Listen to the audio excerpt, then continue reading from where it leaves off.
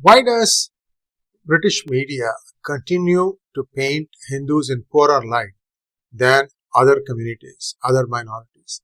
And this is something that has been continuously happening. I'm going to highlight a couple of instances of The Guardian, how they have treated two different politicians, one of Hindu heritage and the other one of Muslim heritage, and how they continuously do this thing. Somehow they seem to get some vicarious pleasure here trying to run down Indians, especially the Hindus. Let's take a quick look at some of the numbers, viewers, and this will really shock you. The percentage of Hindus in United Kingdom is between 6 to 7%, and they contribute close to 8.5% of the GDP. 6 to 7% population contributes to 8.5% of the GDP. Now, this is Hindu community, not just British Indians, but of British Hindus. These are people from various countries, not just limited to India. For example, 20% of the population of this community called the British Hindus is of Suriname Hindu origin, 20%.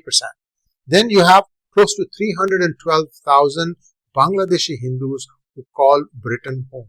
On top of that, you have 6,000 Sindhi Hindus who also call Britain home. The rest is, of course, made up of Indian Hindus. So all of them together, do they speak in one voice? Even though we know that the Arabs treat Pakistani Muslims and Bangladeshi Muslims with disdain, yet when it comes to the cause of Ummah, everybody speaks with one voice. Why is it that the Hindus don't speak this way? I'm asking you, this is something that we need to introspect, and unless we decide that, look, we are also going to rise up and speak as one voice, this will continue. And I'm going to tell you the example of how Guardian portrayed two different politicians. If we go, a small request to all of you to please like this video. And if you have not already subscribed to our channel, please do subscribe to our channel. Here we go. Guardian of double standards. What happened? Well, two cartoons, two members of parliament, two very different responses. This briefing outlines the contrasting editorial responses by the Guardian and the Observer, both part of the Guardian media group, to racist cartoon controversies involving two ethnic members of parliament, Priti Patel, a practicing Hindu, and Zarah Sultana, a Muslim.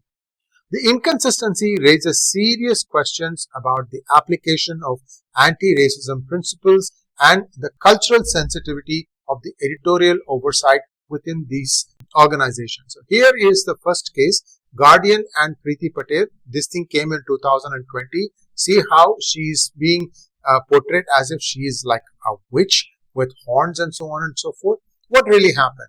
In June 2020, the Guardian published a cartoon by Steve Bell portraying the then Home Secretary Priti Patel as a cow/bull with a nose ring.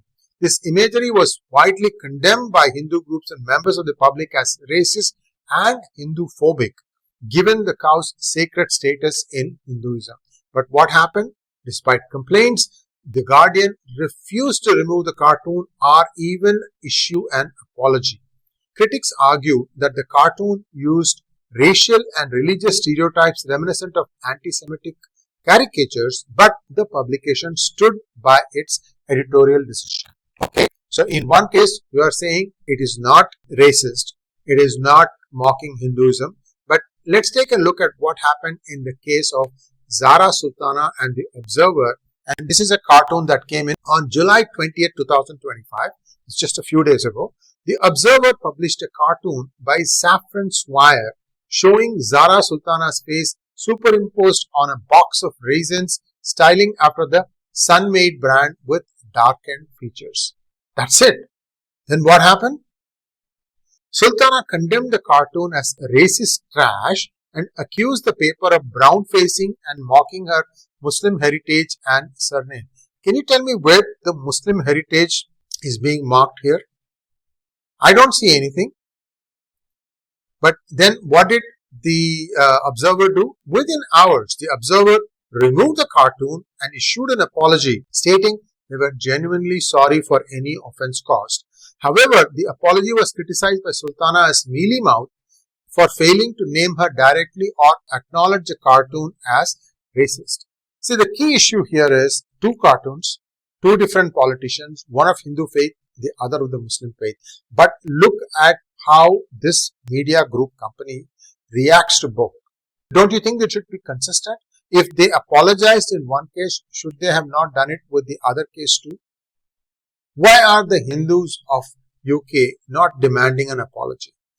The fact of the matter is perhaps the Hindus read Guardian Media Group more than the Muslims. We have what I would call as the snub appeal. We like to be snubbed at every turn and we seem to want to just take it lying down. This is a new India, viewers. I'm hearing that the British government has finally parted with the details of Rahul Gandhi's British citizenship with India and that this man's goose is about to be cooked.